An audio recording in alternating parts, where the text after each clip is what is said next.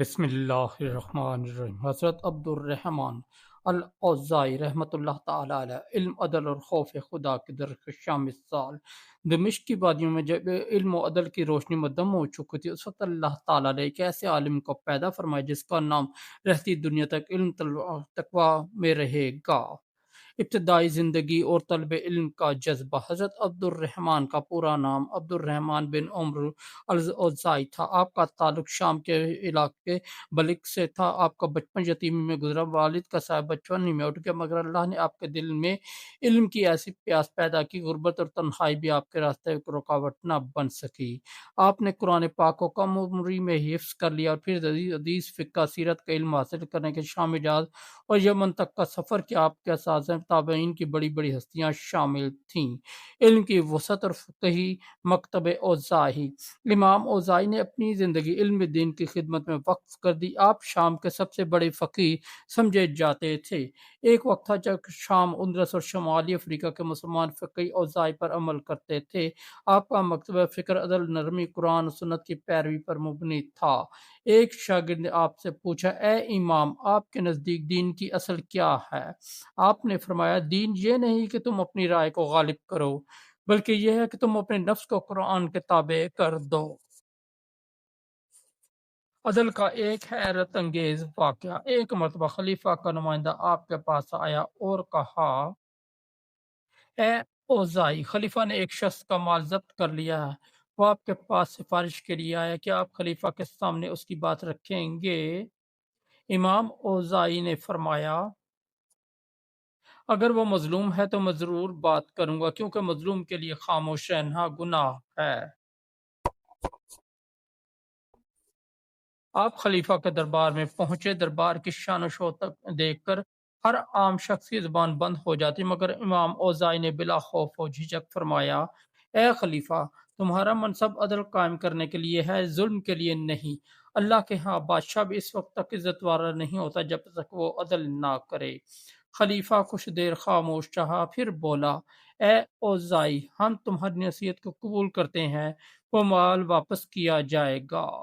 یہ سن کر دربار میں موجود تمام لوگ حیران رہ گئے کہ ایک عالم کی زبان نے بادشاہ کے دل کو بدل دیا۔ تقوی اور زہد کی زندگی۔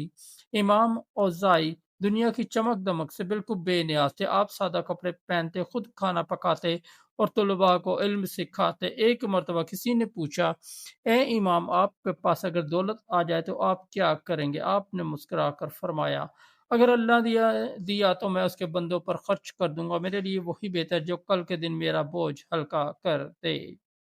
ایک غریب عورت کا مقدمہ۔ ایک بار ایک غریب عورت آپ کے پاس روتی ہوئی آئی اور کہا، اے امام، خلیفہ کے کارندوں نے میرے کھیت پر قبضہ کر لیا، مگر کوئی میری فریاد نہیں سنتا۔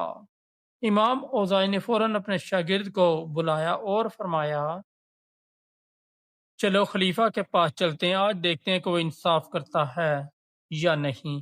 جب آپ خلیفہ کے دربار میں پہنچے تو درباریوں نے کہا، اے امام، یہ معمولی عورت ہے، خلیفہ کے وقت کو کیوں ضائع کرتے ہو؟ آپ نے فرمایا، اللہ کے نزدیک یہ عورت معمولی نہیں بلکہ یہ مظلوم ہے، اور مظلوم کی فریاد آسمان تک جاتی ہے۔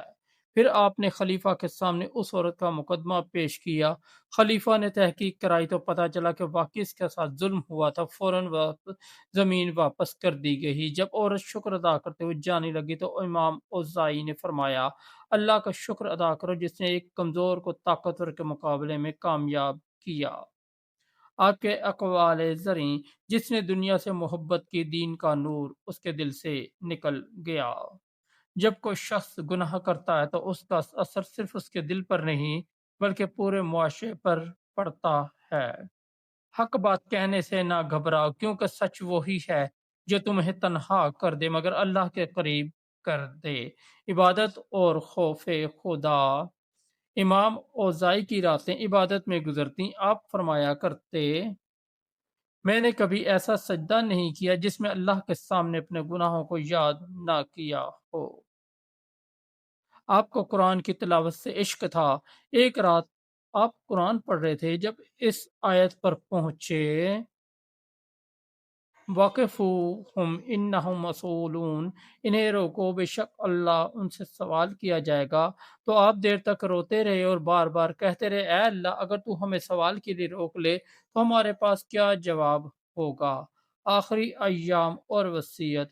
इमाम औज़ाई ने अपनी ज़िंदगी का आखिरी वक्त भी ज़ुहद, इबादत और तालीम में गुजारा। जब वफ़ात का वक्त करीब आया तो आपके शागिर्द रोते हुए कहने लगे, ए इमाम, हमें छोड़कर मत जाइए, आपके बाद हम क्या करेंगे। आपने कमज़ोर आवाज़ में फरमाया, अगर तुम कुरान और सुन्नत को थाम लोगे तो मैं तुम्हारे साथ ही रहूँगा। फिर 157 हिजरी में आपने शाम की सरजमीन पर अपनी रूह खालिक हकीकी के सुपुर्द कर दी। आपके जनाजे में हजारों लोग शरीक हुए। लोग रोते जाते और कहते जाते, आज शाम ने अपना सबसे बड़ा आलिम खो दिया। आपकी मीरास। इमाम औज़ाई ने ना को महल छोड़ा ना खजाना, मगर जो छोड़ा वो ऐसा इल्म और किरदार था जिसने सदियों तक उम्मत को रोशनी दी। आज भी जब उलमा अदल, तकवा और इल्म की बात करते हैं तो इमाम औज़ाई का नाम एहतराम से लिया जाता है। आपकी ज़िंदगी हमें यह पैगाम देती है कि हक के लिए खड़े हो जाओ, चाहे पूरी दुनिया तुम्हारे खिलाफ हो जाए, क्योंकि अल्लाह के नज़दीक इज़्ज़त उन्हीं के लिए है जो हक पर साबित कदम रहते हैं। सबक आबोज पैगाम। हज़रत अब्दुर्रहमान अल औज़ाई रहमतुल्लाह ताला अलैह की ज़िंदगी हमें ये सिखाती है कि इल्म का मकसद अमल और अदल है। जालिम के सामने कलमा हक कहना सबसे बड़ी इबादत है। जो अल्लाह से डरता है, दुनिया की कोई ताकत उसे झुका नहीं सकती। दोस्तों, अगर आपको हमारी स्टोरी अच्छी लगी तो हमारे चैनल को सब्सक्राइब कर दें, इस वीडियो को लाइक और दोस्तों के साथ शेयर कर दें। बहुत शुक्रिया।